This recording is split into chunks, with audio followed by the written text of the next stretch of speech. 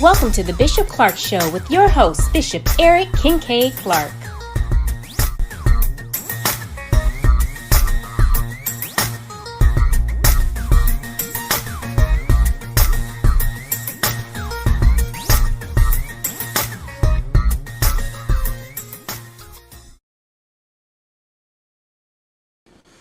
Good morning, people of God. I'm Bishop Eric Kincaid Clark, and welcome to the Bishop Clark Show. All is well on this end. I hope all is well on your end. Like it, share it. And I'm going to drop a real quick one on you this morning.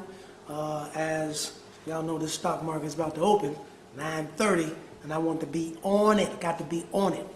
I have a interesting thought today. I was thinking through how ministry has changed. The world has changed, and ministry along with it. So I'm praying and reading and just trying to get the mind of God. Now I want to give you some of my thoughts, something that the Holy Spirit has placed upon me this morning, and that is how important mentors are. Mentors are important.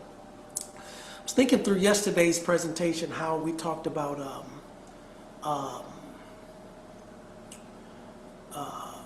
yesterday. We were talking, I got too many things on my mind this morning, I promise you. Too much on the mind.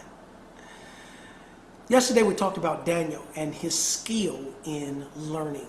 And I was just meditating on that this morning as I was doing my little workout.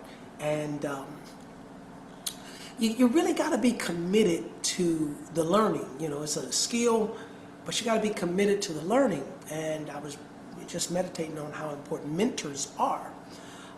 Go back to Elijah and Elisha.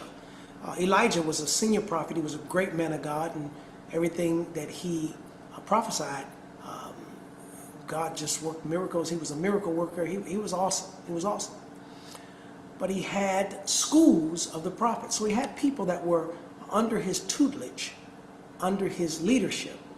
At the same time, he had a protege. It was Elisha. And that's who got the mantle. The mantle came from mentoring. So there were some people that learned to prophesy and they got some training, but they were not mentored.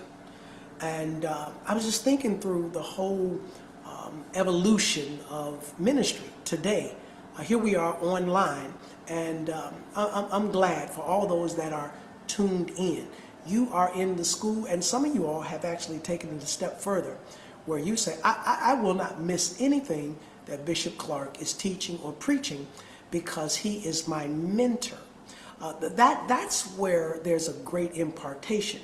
And I am afraid now in this new format, not afraid, that's not a great word, but I'm concerned that in this new format, the internet, because I'm not at the church seeing the people 2 and 3 times a week, Wednesday and Sunday school and different special events that we're having, because the people have chosen this platform. And I'm adapting, I'm changing, I'm embracing it and learning how to master it.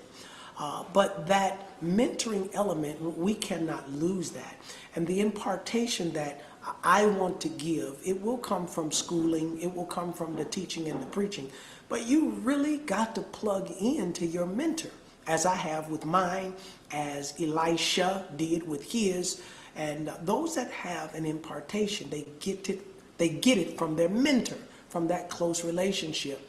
And I'm not talking about personal relationship, hanging out, let's go hang out. But I'm talking about the times that I'm feeding, the times that I'm teaching, the times of impartation, like this preaching, this preaching enrichment, or if I do a leadership piece, or the books that I've taken the years of my life to learn and then write, to really get into that as I'm delving deeper into my investments. Speaking of that, I'm looking at what time it is. As I'm delving deeper into my investments, I'm trying to consider which one of these different presentations do I want to embrace, which one of these presenters do I want to embrace as my mentor. You know, because I want to get deeper. I've learned a lot and I've done good, but I want to take it to the next level. I want to take it to the next level. Man, that's my either my washing machine or my dryer. Every day I work out and then my clothes get all messy and I put them in to wash, and by the time I'm doing what I'm doing, the load is finished. It seems like every day that thing is ringing on my show. That's because I got a ritual. I'm systematic. Nonetheless, my exhortation to you today is to embrace your mentor. But then I want you to consider, who are you called to mentor? Because I cannot impart everything I know to everyone I see. Let's say we've got 300 members, 400 members at BACA, and I really need my sons and daughters to find, who are you called to mentor? Who are you called to impart the wisdom, the grace, what you've learned, your walk with God? Who are you called to mentor to? Who are you mentoring? Who are you sharing with? How are you sharing? Who, how, when are you sharing? What are you sharing? So, it's wonderful to be plugged into me, but let me take it a step further. Who is plugged into you? Who is plugged into you? And so I want you to take your mentors serious. If you're talking about your health, you might need a mentor for that. And they got all kind of digital programs. If the world has changed, okay, they got the mirror. They got the eye workout. You got all kind of workout television. You got all kind of stuff that you can embrace it, and let it work for you. People want to learn to cook. My grandmother taught me this. My mother taught me this. Well, good. You got to have a mentor.